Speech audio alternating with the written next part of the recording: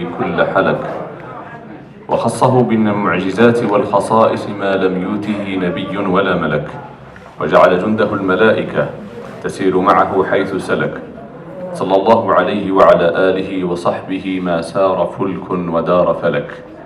صلت عليك بحور الشعر والحرم، صلت عليك بيوت الله والحرم، وأحرف الشعر والأوزان والقلم. صلت عليك بيوت الله والحرم، وأحرف الشعر والأوزان والقلم.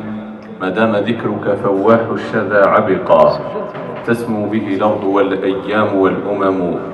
يا سيد الرسل الأبرار كلهم، وخير ما عرفته العرب والعجم. مدحت رسول الله أرجو بمدحه ذهاب همومي وانتفاء مخاوفي. كلفت بمن لا تشتهي النفس غيره، مقيما لدى قوم على الحب عكفي. وفي الناس مجبول عن الحب قلبه، ومنهم بليد الحس بالود لا يفي. السادة الأكارم، السادة الشعراء الأفاضل، آباؤنا الكرام، السادة الباحثون، الضيوف الأكارم، كل باسمه وبجميل واسمه، أهلا وسهلا ومرحبا بكم. نستفتح على بركة الله تبارك وتعالى وبتوفيقه هذه الجلسة الأولى من هذه الأيام الوطنية الثانية لشاعر المقاوم محمد بالخير، هذا الشاعر الذي جعل من الكلمة بندقية ومن قصيدة ملحمة تحفظ الذاكرة وتؤجج روح المقاومة في قلوب الأجيال. إن اجتماعنا اليوم في هذا المحفل البديع تحت شعار المقاومة في الشعر الشعبي ليس مجرد استذكار لمحطات تاريخية، بل هو استعادة لوعي جمعي قاوم بالقلم كما قاوم بالسيف، وممتلئة بروح المقاومة الشعبية التي حملها شاعرنا الكبير. يشرفني في هذه الجلسة المباركة أن أرحب بسادة الأعلام وزملائي الأفاضل المشاركين معي، الذين سيشكلون بإسهاماتهم العلمية قيمة مضافة لفعاليات هذه الأيام الوطنية المباركة. فأهلا جميعا، أدام الله حضوركم المبدع، راجيا من المولى جل وعلا أن يوفق ويسدد. وهذه الجلسة ستستفتح بإذن الله تبارك وتعالى بمداخلة للأستاذ الفاضل الدكتور عبد القادر بن عزيز، هو أستاذ محاضر من مركز بركاته، شاكرا لدار الثقافة ومديرية الثقافة على تنظيمها لهذه الأيام الثقافية الوطنية الثانية لشاعر المقاومة محمد بالخير تحت شعار المقاومة في الشعر الشعبي. اخترنا مداخلة وهي مداخلة البعد السوسيولوجي في شعر الشاعر محمد بالخير. لماذا هذه المداخلة ولماذا هذا العنوان؟ لأن الشعر الشعبي في الجزائر يعد فضاء مركزيا لفهم البنية الاجتماعية والثقافية. فالشعر الشعبي ليس مجرد إيداع لغوي أو تعبير عاطفي، وحقيقة الإبداع اللغوي موجود في الشعر والتعبير العاطفي موجود في الشعر، ولكن يشكل هذا الشعر الشعبي وفق المنظور السوسيولوجي من الناحية الاجتماعية مؤسسة. الشعر الشعبي كذلك يعد مؤسسة اجتماعية متكاملة تحافظ على الذاكرة وتبلور القيم وتنظم العلاقات داخل المجتمع، وأخص هنا وأقول المجتمع القبلي. تهدف هذه المداخلة إلى دراسة شخصية أو شخصية الشاعر والمجاهد محمد بالخير من خلال ماذا؟ من خلال تحليل مساره الاجتماعي، من خلال تحليل مساره الثقافي في المقاومة الشعبية، أكيد بالجنوب الغربي الجزائري خلال القرن ال19. يعتمد هذا أو تعتمد هذه المداخلة على منهج سوسيولوجي يبرز علاقة الشاعر ببيئته إلى تأثير شعره في الذاكرة الجماعية. نعم، محمد بالخير إحدى الشخصيات البارزة في تاريخ المقاومة الشعبية الجزائرية. ولد في بيئة بدوية شديدة الارتباط بالقيم القبلية، وشهدت حياته تحولات اجتماعية وسياسية عميقة فرضها الاحتلال الفرنسي. نعم، يستحوذ شعره الشعبي على أهمية خاصة، لأنه لم يكن مجرد كما قلنا تعبير فني فقط، بل تحول إلى أداة تعبئة. أداة ماذا؟ من خلال شعره أو أشعاره إلى أداة تعبئة ومقاومة ومحافظة على الهوية الثقافية في زمن الاضطراب والاستعمار. يكشف مسار محمد بالخير عن تفاعل معقد بين ماذا؟ بين الفرد والبيئة القبلية، وبين الشعر والعمل المسلح، وبين الثقافة الشعبية والمقاومة السياسية. محمد بالخير من أبرز النماذج التي تجسد هذا التداخل بين الشعر والمجتمع، أو نعم بين الشعر والمجتمع، حيث كان شعره امتدادا لهويته البدوية وسلاحا للمقاومة ومنبرا للوعي الجماعي في مواجهة الاستعمار الفرنسي. نتكلم عن السوسيولوجيا والشعر، الاجتماع والشعر علاقة جدلية إن صح التعبير. تتعامل السوسيولوجيا مع الشعر خصوصا الشعبي بوصفه ماذا؟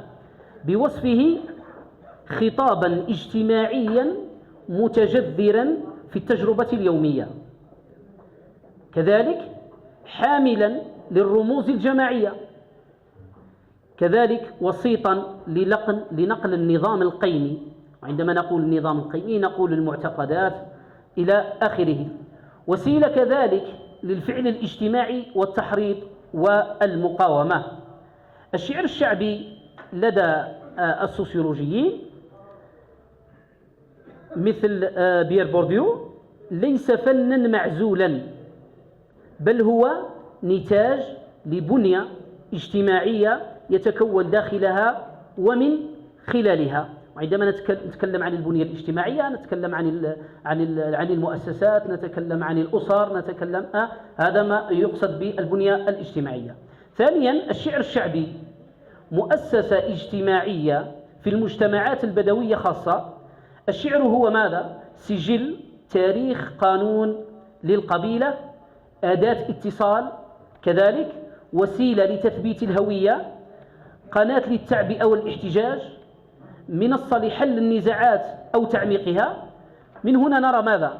نرى أن الشعر لدى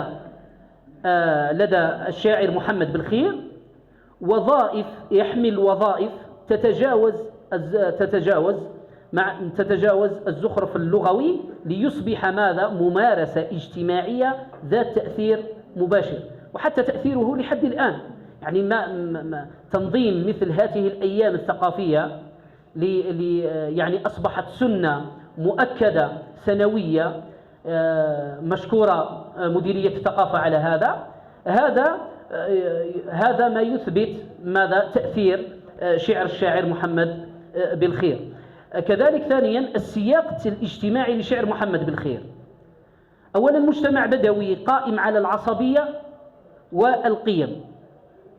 ولد محمد بالخير في بيئة قبلية حيث الأرض تحدد الهوية، حيث الفروسية قيمة عليا، حيث الشرف محور العلاقات، حيث الكرم قانون يعني غير مكتوب، وهذا ما تتوارثه أجيال هذه المنطقة. كذلك هذه الخصائص جعلت شعره ليس نتاجا فرديا بل انعكاسات لوعي جماعي. الثقافة الشفوية كمنهج للتنشئة كذلك تكون الشاعر عبر الكتاتيب القرآنية، سماع للشعراء الكبار، استماع للمداحين والقوالين، الاحتكاك بالفقهاء والطرق الصوفية. هذا التكوين يعني لشاعرنا أدى إلى ما يسميه علماء الاجتماع المثقف العضوي الشعبي، المثقف العضوي الشعبي. كذلك وظائف الشعر الشعبي عند محمد بالخير: الشعر كأداة مقاومة، كان شاعر مقاومة بامتياز.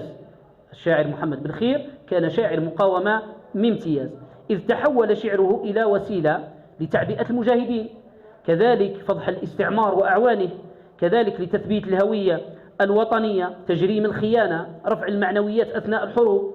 قد عبرها على هذا الدور بوضوح عبر هجماته لمن قدموا خدمات للاستعمار.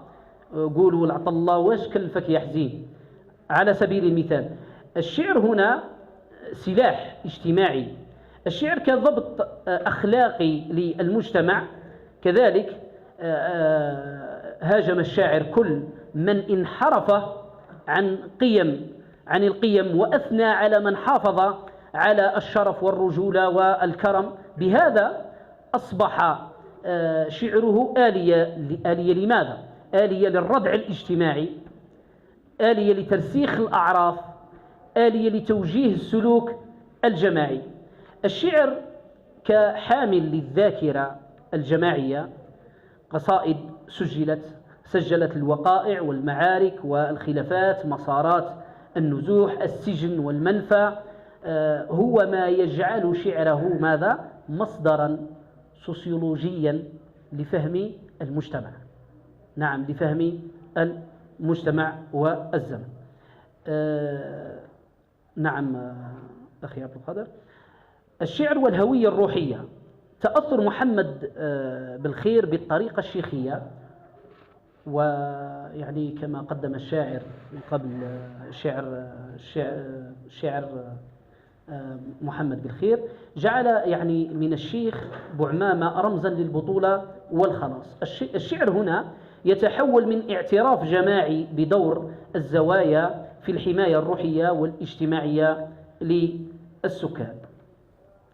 خاتمة يعني لهذه المداخلة، وأحترم الوقت، ويعني هنا تظهر القراءة السوسيولوجية لشعر محمد بالخير، أنه تظهر أنه ليس شاعر ملحون فقط، ما هوش شاعر ملحون فقط، بل هو ظاهرة اجتماعية وثقافية تلخص ماذا؟ تلخص خصائص المجتمع البدوي الجزائري في القرن التاسع عشر، وتكشف التحولات الكبرى التي عرفها خلال حقبة الاحتلال. لقد كان شعره أداة مقاومة ووسيلة لتشكيل الوعي الجماعي أو الجمعي، وساحة لتعزيز القيم القبلية والوطنية والدينية. ومكانته اليوم في الذاكرة الجماعية ليس نتاج بلاغته فقط، بل نتيجة وظيفته الاجتماعية الكاملة التي جعلت شعره امتدادا لروح مجتمع بأكمله. دراسة سيرته وشعره لا تقدم قراءة تاريخية فقط، بل تفتح المجال للباحثين، وتفتح لنا المجال لنفهم جيدا البنية الاجتماعية والثقافية للمجتمع الجزائري في مرحلة حساسة من تاريخه. وبهذا أكتفي، والسلام عليكم ورحمة الله تعالى وبركاته. شكرا لفضيلة الأستاذ القادر بن عزيز، أستاذ بالمركز الجامعي نور البشير، على هذه المداخلة المعنونة بالبعد السوسيولوجي في شعر محمد بالخير. هذه المداخلة التي تكشف عن علاقة المجتمع بهذا الشعر ووظيفته. إذا دون إطالة أنتقل إلى فضيلة الأستاذ البروفيسور محمد هشام بن شريف، فهو مختص في الترجمة، درس في عدة جامعات وطنية، مهتم بالترجمة القانونية، ودرس كذلك في عدة مستويات، ليتناول لنا موضوعا يحدثنا فيه حول كتاب بوعلام بالسايح، قراءة نقدية لكتاب بوعلام بالسايح بعنوان محمد بالخير قصيدة الحب والحرب أو ما يعرف بالراية المحرمة، قصائد الحب والحرب، فليتفضل في 7 دقائق. بارك الله.